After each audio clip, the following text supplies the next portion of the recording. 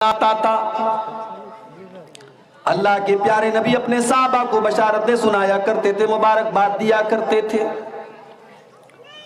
سنن نسائی کی صحیح روایت ہے، جب رمضان کا مہینہ آتا تھا اللہ کے نبی اپنے صحابہ سے کہتے تھے آتاکم رمضان شہر مبارک فرض اللہ عز وجل علیکم صیامہ۔ او میرے صحابہ، رمضان کا مہینہ آ چکا ہے، بڑی برکت والا یہ مہینہ ہے، اس مہینے کے روزے اللہ تعالیٰ نے تمہارے اوپر فرض قرار دیے ہیں۔ اس مہینے کے آنے کے بعد غلقت ابواب الجحیم، جہنم کے دروازے بند کر دیے جاتے ہیں، وفتحت ابواب السماء، اور آسمان کے دروازے، اور ایک روایت میں کہ جنت کے دروازے کھول دیے جاتے ہیں۔ وَصُفِّدَتْ فِيهِ مَرَدَةُ الشَّيَاطِينِ، اور سرکش شیطانوں کو اس مہینے کے اندر قید کر کے زنجیروں میں جکڑ دیا جاتا ہے۔ لِلَّهِ فِيهِ لَيْلَةٌ خَيْرٌ مِّنْ أَلْفِ شَهْرٍ، اور اس مہینے کے اندر ایک رات ایسی ہے، ایک رات مغرب بعد سے شروع ہوتی ہے اور فجر تک وہ رہتی ہے۔ وہ رات ہے تو عام راتوں کی طرح، مگر اس ایک رات کا مقام یہ ہے خیر من الف شہر، وہ ایک رات 1000 مہینوں سے بہتر ہے۔ کیلکولیٹر لے کے جوڑ لیجئے، 1000 مہینے تقریباً 84 سال کی مدت آتی ہے۔ اللہ نے یہ نہیں کہا کہ، نبی نے یہ نہیں کہا کہ وہ ایک رات 84 سال کے برابر ہے، نہیں، بہتر ہے۔ کتنی بہتر ہے یہ اللہ جانتا ہے، اس کا رسول جانتا ہے۔ اور آگے جو جملہ ہے اللہ کے نبی نے جو استعمال کیا ہے، من حرم خیرہا فقد حرم الخیر کلہ، جو لیلۃ القدر کی عبادت سے محروم رہ گیا، جو بد نصیب اس رات بھی اللہ کو راضی نہ کر سکا، اس رات بھی نیکیاں نہ کر سکا، اس رات بھی وہ بازاروں میں شاپنگ کرتا رہا، اس رات بھی وہ موبائل میں لگا رہا، اس رات بھی وہ لہو و لعب میں لگا رہا، اس ایک رات سے بھی اگر وہ محروم رہ گیا، اللہ کے نبی فرماتے ہیں اس سے بڑا بد نصیب کون ہے، اس سے بڑا محروم کون ہے۔ وہ رمضان کا مہینہ شروع ہونے والا ہے، 2023 کا رمضان ہے، یہ 2022 کا رمضان بھی ہم نے دیکھا، 20 اور 21 کا رمضان ہم نے لاک ڈاؤن کے سائے میں گزارا۔ کتنے لوگ ایسے تھے جو رمضان کے پہلے ہمارے درمیان موجود تھے، لیکن رمضان آنے کے پہلے اب اللہ کو پیارے ہو چکے ہیں۔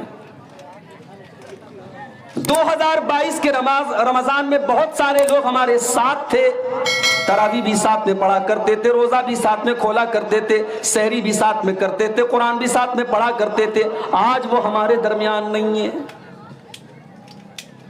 ظاہر ہے زندگی اور موت کا کوئی بھروسہ تو نہیں ہے، کب کون سا حادثہ آئے اور ہماری زندگی کی رونقیں ختم ہو جائیں، ہماری دل کی دھڑکن بند ہو جائے، کوئی بھروسہ نہیں ہے۔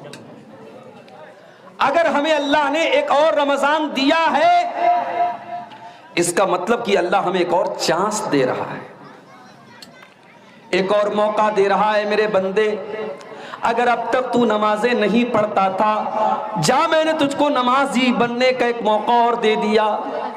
اب تک اگر شیطان تیرے اوپر حاوی تھا، تو نشہ کیا کرتا تھا، تو زنا کیا کرتا تھا، تو حرام خوری کیا کرتا تھا، تو ناجائز کام کیا کرتا تھا، میرے بندے تجھے سدھرنے کے لیے، تجھے بدلنے کے لیے، تجھے اپنی اصلاح کرنے کے لیے ہم نے ایک مہینہ اور دے دیا ہے۔ رمضان اپنے آپ میں پورا ایک مدرسہ ہے کہ اسکول ہے۔ جیسے آپ کے ہاں بچوں نے پڑھا، دستار فضیلت رکھی جا چکی ہے، رکھی جانے والی ہے، رکھی جانے والی ہے۔ بچے حفظ کرتے ہیں، ان کے سر پہ حفظ کی دستار رکھی جاتی ہے کہ صاحب یہ آج سے حافظ قرآن بن گئے۔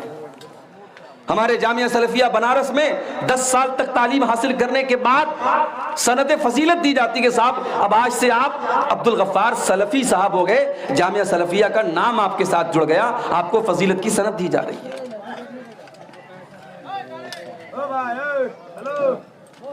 مدرسوں اور یونیورسٹیز میں ڈگری دی جاتی ہے۔ ابھی کچھ دنوں پہلے بنارس ہندو یونیورسٹی میں بہت بڑا پروگرام ہوا، لاک ڈاؤن میں چونکہ کوئی پروگرام ہو نہیں رہا تھا، تو لاک ڈاؤن کے بعد پہلا پروگرام ہوا تھا جس میں پہلے کے جتنے لوگوں کو ڈگری ملی تھی لاک ڈاؤن کے پہلے ان کی ڈگری بھی دی گئی. اس میں میری ڈگری بھی مجھے ملی, پی ایچ ڈی کی ڈگری. تو اس پروگرام کو کہتے ہیں کنووکیشن کا پروگرام, جس میں ڈگری بانٹی جاتی ہے. تو ڈگری ان مدرسوں اور اسکولوں میں ڈگری ملتی ہے کہ صاحب یہ مدرسے سے پڑھ کے گئے ہیں ان کو ڈگری مل رہی ہے, اسکول سے پڑھ کے گئے ان کو ڈگری مل رہی ہے. رمضان بھی اپنے آپ میں ایک مدرسہ ہے, ایک اسکول ہے, ایک تربیت گاہ ہے.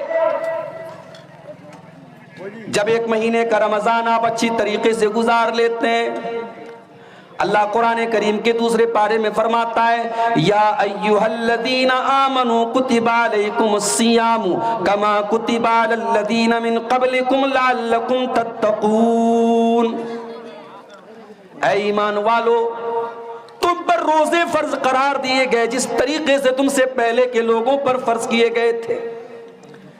یہ مت سمجھنا کہ 12-14 گھنٹے بھوکے رہنے کا حکم صرف تمہیں دیا گیا ہے, تم سے پہلے کی امتوں کو بھی روزے کا حکم دیا گیا ہے. یہ الگ بات ہے انہوں نے طریقہ بدل ڈالا. ہمارے غیر مسلم بھائیوں کے ہاں, ہمارے برادران وطن بھائیوں کے ہاں بھی روزہ رکھا جاتا ہے, مگر اس روزے کی حالت میں وہ اناج نہیں کھا سکتے. کچھ ایسا مسئلہ ہے ان کے ہاں. کچھ ایسے بھی روزے رکھے جاتے ہیں جہاں آپ کھا تو سکتے ہیں لیکن لکوڈ نہیں لے سکتے, پانی نہیں لے سکتے. لیکن اسلام نے جو روزے کا حکم دیا, اس روزے میں آپ کے اوپر بنیادی طور پر 3 چیزوں کو حرام قرار دیا گیا. کچھ کھا نہیں سکتے, کچھ پی نہیں سکتے, اور بیوی کے قریب نہیں جا سکتے, بیوی سے ملاقات نہیں کر سکتے. فرمایا کتب علیکم الصیام, تم پر روزے فرض قرار دیے گئے جس طریقے سے تم سے پہلے کے لوگوں پر فرض قرار دیے گئے تھے.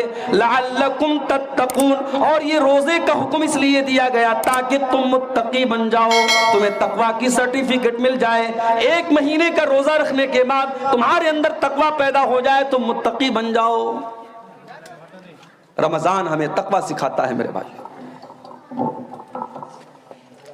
اپریل کا مہینہ پڑنے والا ہے, رمضان میں ظاہر ہے سخت گرمی کا موسم رہتا ہے. صبح 4:30 بجے آپ نے سحری کھائی ہے, آپ نے جو بھی کھایا ہے جو بھی پیا ہے صبح 4 بجے آپ نے کھایا پیا ہے. 12:30 بجے ظہر کی اذان ہو رہی ہے, آپ کا حلق سوکھ کر کے کانٹا ہو چکا ہے اور پیاس کے مارے آپ کا برا حال ہے. آپ مسجد میں آتے ہیں, وضو بنانے کے لیے آپ نے اپنے ہاتھوں کو دھویا, اور ہاتھ دھونے کے بعد آپ نے کلی کرنے کے لیے اپنے منہ میں پانی ڈالا. ٹھنڈا ٹھنڈا پانی آپ کے منہ کے اندر گیا, آپ کا حلق سوکھ کر کے کانٹا ہو رہا ہے. اس کلی کے پانی کے اگر 2-4 قطرے آپ اپنے حلق کے نیچے اتار لیں, کوئی دیکھنے والا نہیں ہے, کوئی آپ سے حساب لینے والا نہیں ہے کہ صاحب آپ نے کلی کا پانی اپنے حلق میں کیوں ڈالا. لیکن میرے پیارے بھائیوں, حلق کے اندر, منہ کے اندر اس پانی کو ڈال کر کے بھی ہم باہر نکال دیتے ہیں, ہم 1 قطرہ بھی اپنے حلق کے نیچے نہیں اتارتے. یہی تقویٰ ہے, یہی تقویٰ ہے. پیاس لگی ہے ہمیں اور آپ کو, پیاس سے برا حال ہے, اور پانی ہمارے منہ کے اندر جا رہا ہے, ہمیں پورا موقع مل رہا ہے کہ ہم پانی پی جائیں, مگر ہم نہیں پیتے کیونکہ اللہ دیکھ رہا ہے. یہی چیز ہے جس کا نام تقویٰ ہے. رمضان کے 1 مہینے کے روزے ہمیں یہ سبق دیتے ہیں, یعلم خائنۃ الاعین وما تخفی الصدور, وہ اللہ تو تمہاری آنکھوں کی چوری کو بھی جانتا ہے, وہ اللہ تو تمہارے دل کے اندر چھپے ہوئے بھید کو بھی جانتا ہے. اس اللہ کی قدرت کا تو یہ حال ہے کہ حضرت لقمان اپنے بچے سے کہتے ہیں یا بنیا انہا ان تک مثقال حبۃ من خردل فتکن فی صخرۃ او فی السماوات او فی الارض یاتی بها اللہ. اے میرے بچے, ایک رائی کے دانے کے برابر بھی اگر کوئی چیز ہوگی, کسی چٹان کے نیچے چھپی ہوگی, آسمانوں میں کہیں ہوگی, زمین میں کہیں ہوگی, یاتی بها اللہ, اس ایک رائی کے دانے کے برابر کی چیز کو بھی اللہ تعالیٰ سامنے لے آئے گا. اللہ کا اتنا, اس کا علم ایسا ہے, اس کی قدرت ایسی ہے. حضرت عبداللہ بن عمر رضی اللہ تعالیٰ عنہ سفر میں جا رہے تھے, عبداللہ بن عمر رضی اللہ تعالیٰ عنہ سفر پہ جا رہے تھے. تقویٰ کیا ہے ذرا اس کو دیکھیے, اس واقعے کو دیکھیے آپ. رمضان ہمیں اور آپ کو تقویٰ سکھاتا ہے میرے بھائی. عبداللہ بن عمر رضی اللہ تعالیٰ عنہ سفر پہ جا رہے ہیں, بہت تیز بھوک لگی ہے, پیاس لگی ہے. دیکھا کہ ایک چرواہا اپنی بکریوں کو لے کے جا رہا ہے. اب آپ غور کیجئے, چرواہا بکریوں کو لے کے جا رہا ہے. آپ لوگ اس کو پیچھے کیوں نہیں لگاتے؟ وہاں پیچھے سائڈ. عبداللہ بن عمر رضی اللہ تعالیٰ عنہ نے چرواہا سے کہا, اس کو پیچھے لگانا چاہیے تھا. بھائی میں مسافر ہوں, بہت تیز مجھے پیاس لگی ہے, اپنی ایک بکری کا دودھ مجھے تو کر کے دے دو, میں تم کو قیمت دے دیتا ہوں. چرواہا بولا کہ معاف کیجئے گا, یہ بکریاں میری نہیں ہیں, میرا کام صرف چرانا ہے, مجھے اس کی سروس دی گئی ہے, میں آپ کو بکریوں کا دودھ نہیں دے سکتا کیونکہ یہ میری ملکیت نہیں ہے. آج ہم اور آپ کو شکایت ہوتی ہے نا کہ سرکاری آفیسوں میں لوگ رشوت لیتے ہیں. کیوں لیتے ہیں؟ کرپشن کیوں ہے؟ بھرشٹاچار کیوں ہے؟ بدعنوانی کیوں ہے؟ سب کی بنیاد یہی ہے میرے پیارے بھائیو, تقویٰ نہیں ہے, اللہ کا ڈر نہیں ہے. وہ چرواہا, اس نے کوئی ڈگری حاصل نہیں کی ہے, کوئی پڑھا لکھا انسان نہیں ہے وہ, مگر اسے پتا ہے کہ صحیح کیا ہے اور غلط کیا ہے. اس نے کہا معاف کیجئے, میں ان بکریوں کا دودھ آپ کو نہیں پلا سکتا, مجھے اس کی اتھارٹی حاصل نہیں. عبداللہ بن عمر نے دیکھا ایک چرواہے کے اندر اتنا اللہ کا ڈر کیسے پیدا ہو گیا. آپ نے آفر کیا اس کو آزمانے کے لیے, اس کے تقویٰ کا امتحان لینے کے لیے آپ نے ایک آفر کیا.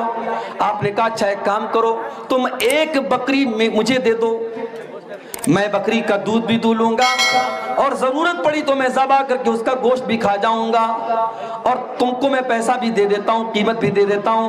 اب تمہارا مالک اگر سوال کرے تو تم کہہ دینا کہ راستے میں ایک بھیڑیا آیا تھا اور ایک بکری کو لے کے چلا گیا. تمہارا مالک بھی خاموش ہو جائے گا, تمہارا بھی فائدہ میرا بھی فائدہ. یہ آفر پیش کیا عبداللہ بن عمر رضی اللہ تعالیٰ عنہ نے. اب ذرا روایت کے الفاظ سنیے گا. ابن کثیر البدایہ والنہایہ میں اور ابن سعد طبقات میں اس واقعے کو نقل کرتے ہیں کہ وہ چرواہا عبداللہ بن عمر سے کہتا ہے کہ ٹھیک ہے, بہت اچھا آفر آپ نے پیش کیا, مجھے پیسے مل گئے, آپ کو بکری مل گئی, مالک کو میں نے خاموش کر دیا, ساری باتیں آپ کی بالکل صحیح ہیں, مگر مجھے صرف ایک سوال کا جواب دے دیجئے, فَأَيْنَ اللَّهُ. مالک تو میرا مطمئن ہو گیا, آپ بھی خوش ہو گئے, میں بھی خوش ہو گیا, لیکن اللہ تعالیٰ کو میں کیا جواب دوں گا, میں اللہ کو کیا حساب دوں گا؟ کل قیامت کے دن اللہ کی بارگاہ میں جب پوچھا جائے گا تو نے اپنے مالک کے ساتھ خیانت کیوں کی, تو نے اپنے مالک کے ساتھ بے ایمانی کیوں کی, تو نے اپنے مالک کی بکری دوسرے کو کیوں دی, مجھے بتا دیجئے میں اللہ کو کیا جواب دوں گا؟ او لوگو, عبداللہ بن عمر کی آنکھوں سے آنسو آ گئے. ایک دیہاتی چرواہے کے اندر, ایک معمولی سے چرواہے کے اندر اللہ کا اتنا ڈر موجود ہے.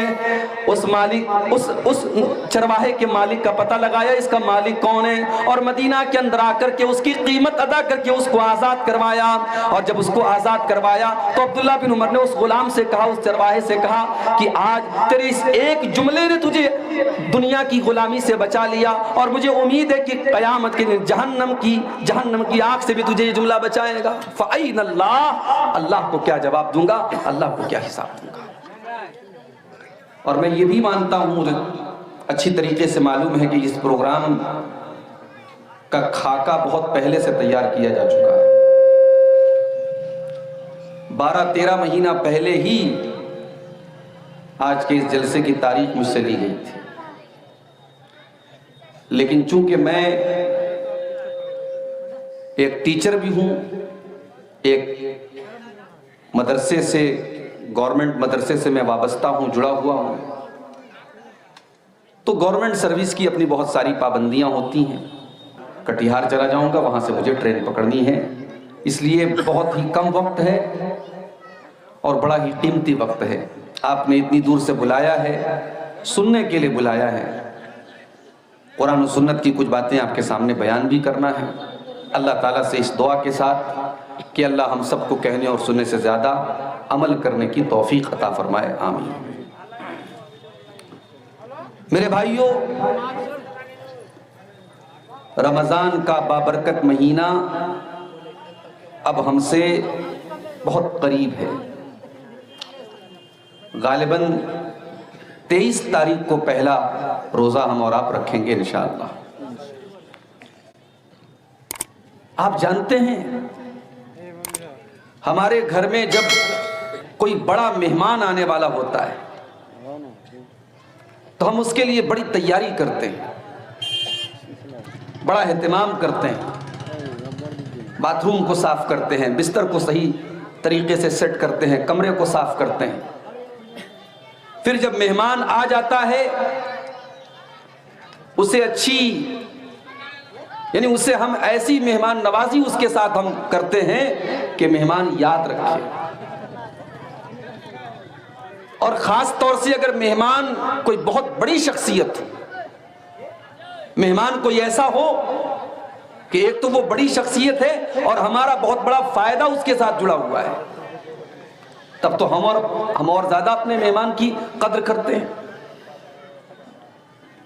اور اگر وہ مہمان بڑے شارٹ ٹائم کے لیے آ رہا ہو، اس مہمان نے آنے کے پہلے ہی بتا دیا ہو کہ بھائی دیکھو میں زیادہ ٹائم تک رکوں گا نہیں، میں بہت سارے گفٹ لے کے آؤں گا، بہت سارے انعام لے کے آؤں گا، مگر آ کے میں بہت جلدی چلا جاؤں گا، تب ہم اور آپ کیا کریں گے؟ اگر ہم سمجھدار ہوں گے، عقل مند ہوں گے، ہوش کے ناخن لیں گے، تو ہم اس مہمان کی عزت کریں گے، اس کی قدر کریں گے، اور جتنے دن تک وہ مہمان ہمارے بیچ میں رہے گا ہم اس کو کوئی تکلیف نہیں پہنچائیں گے۔ رمضان کا مبارک مہینہ بھی ایک مہمان کی شکل میں ہمارے اور آپ کے پاس آ رہا ہے، اور یہ وہ مہمان ہیں جو اپنے اندر اللہ تبارک و تعالیٰ کے بہت سارے انعامات، بہت ساری رحمتیں لے کر کے آ رہا ہے۔ رمضان کا مہینہ جب آتا تھا تو اس مہینے کو اللہ کے نبی صلی اللہ علیہ وسلم اور صحابہ کرام عام مہینوں کی طرح نہیں سمجھتے تھے۔ اس مہینے کا انتظار کیا جاتا تھا، اور بعض روایتوں میں آتا ہے کہ سلف صالحین 6 مہینہ تک رمضان کے آنے کا انتظار کرتے تھے اور دعائیں کرتے تھے کہ اللہم بلغنا رمضان، اے اللہ مجھے اتنی زندگی دے دے کہ میں رمضان تک پہنچ جاؤں۔ اور جب رمضان کے مہینے کی عبادتیں کر لیتے تھے تو باقی 6 مہینے وہ یہ دعا کرتے تھے کہ اے اللہ تو رمضان کی عبادتوں کو قبول کر لے۔ یعنی اس ایک مہینے کے لیے صحابہ کرام اور سلف صالحین پورا سال تیاری کرتے تھے، اور پورے سال اس ایک مہینے کو توجہ دیتے تھے۔ میرے پیارے ساتھی،